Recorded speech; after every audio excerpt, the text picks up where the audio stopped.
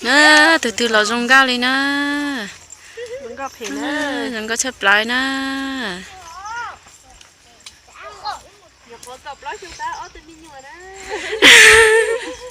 cậu chi à, ở thôi cậu chi à, mà ở thôi cậu chi ơi, chè ở thôi mình cậu đấy, mấy to không có này nó bỏ,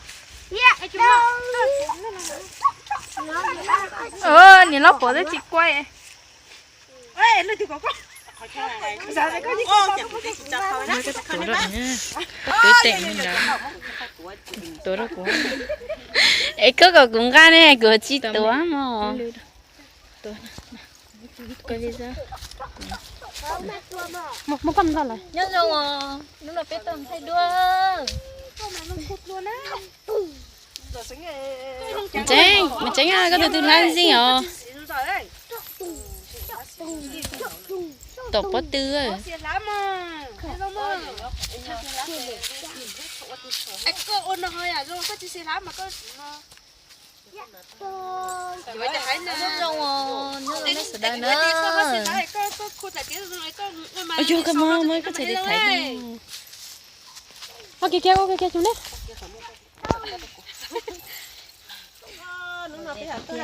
nhớ rồi na là gì thì tiền liò nếu nó tôi mà cứ chia thì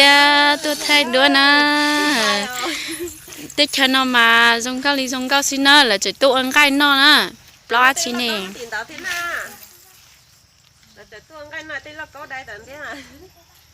rồi na thay cho nó mà dùng cao sắp lời nó có sẽ là tụ ăn gai nó nè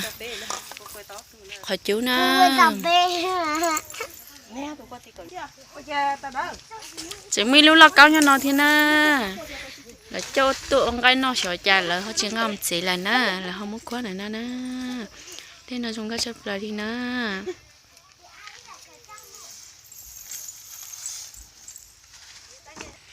khỏi chú nó nè ô là gì thì tiền dùng cao sắp lời nó hành động nó